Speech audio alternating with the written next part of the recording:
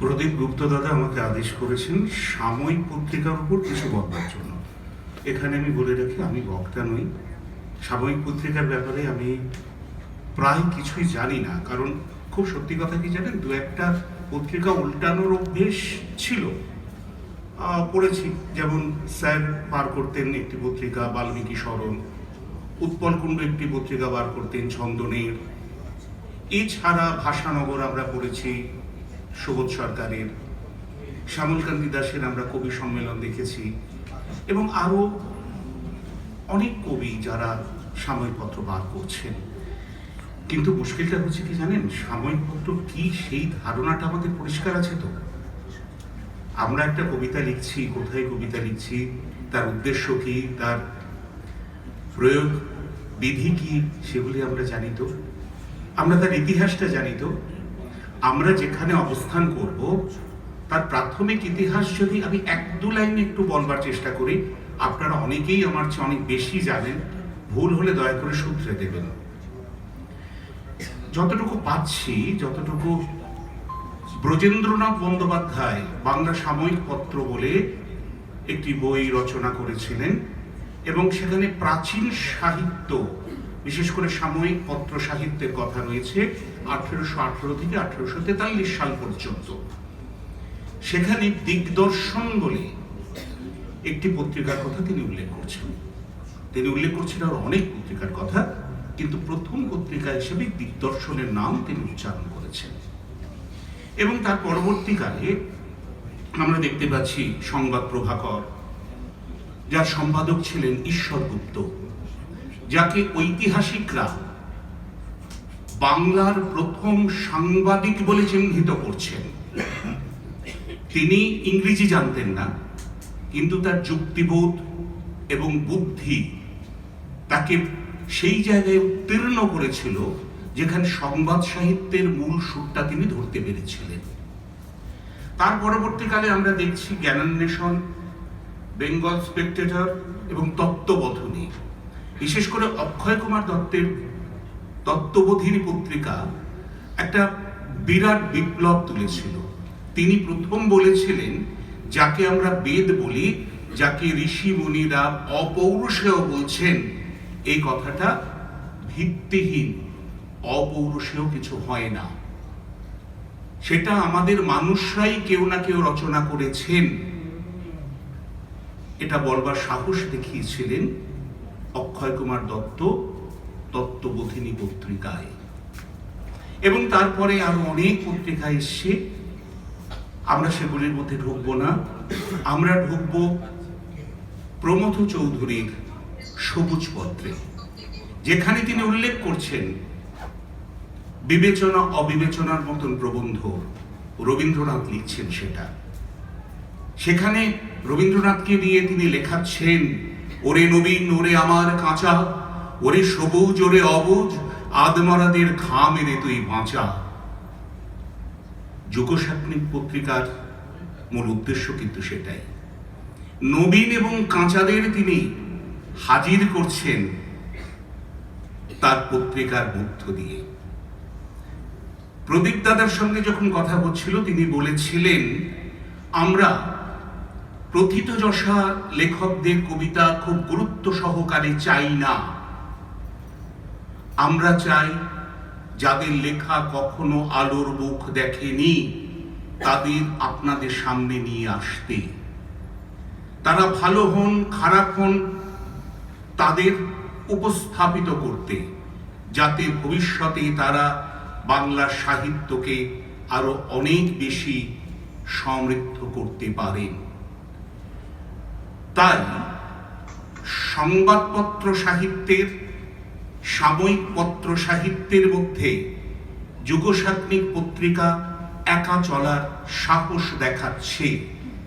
আমরা যখন বিভিন্ন পত্রিকা উল্টাচ্ছি, দেখছি খুব নামী লেখকদের লেখা সেখানে ভর্তি রয়েছে। তারা কবিতা লিখছেন, প্রশ্ন করছি কি কবিতা কাকে বলে? যা খুশি লিখে দিচ্ছে একটা ছন্দ মিলিয়ে, সেটাই কবিতা হয়ে যাচ্ছে কি? সেটা হচ্ছে কি best words in best order? সেটা হচ্ছে কি স্পন্টেনিয়াস ওভারফ্লো, পাওয়ারফুল ফিলিং? হৃদয়ের স্বতঃস্ফূর্ত উচ্ছলন কি দেখা যাচ্ছে সেখানে, না কতগুলি শব্দের পর শব্দ সাজিয়ে আমরা কবিতা রচনা করছি? অভিযুক্ত হয়েছিলেন সুধীন্দ্রনাথ দত্ত। কোন একজন বিখ্যাত শিক্ষিকা লিখেছিলেন, সুধীন্দ্রনাথ দত্ত যিনি পরিচয় পত্রিকা সম্পাদক ছিলেন, তার সম্পর্কে লিখছেন, সুধীন্দ্রনাথ দত্তের কবিতা ভ্রষ্ট আদমের আত্মনাদ। আপনারা অনেকেই জানেন কি লিখেছেন। তো এখন যাদের সম্পর্কে সমালোচনা হবে, জেনে রাখুন তাদের মধ্যে অনেকেই ভবিষ্যতে অবিংশোদিতভাবে প্রথিতযশা হবেন। যত আপনাদের সমালোচনা হবে তত আপনারা সঠিক পথে যাবেন। তাই কখনো দুঃখ পাবেন না, অবাক হবেন না।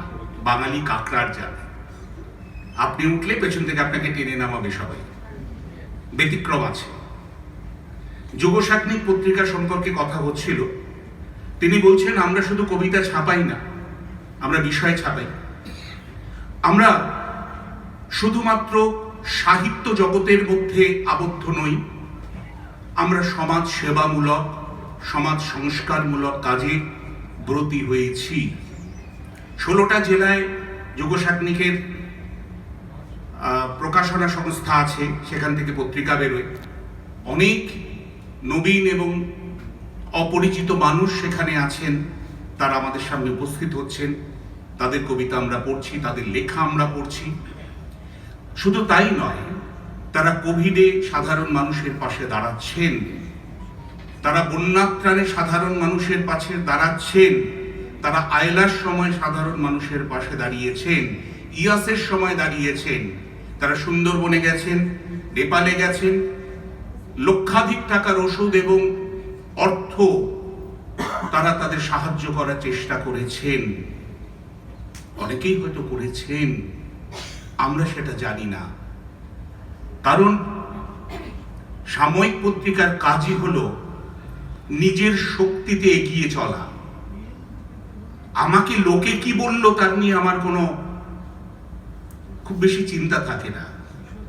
কারণ বহু সাময়িক পত্রিকা 1 বছর, বহু সাময়িক পত্রিকা 20 বছর, বহু সাময়িক পত্রিকা 40 বছর জীবন ধারণ করেছে, তারপর সে প্রয়াত হয়েছে।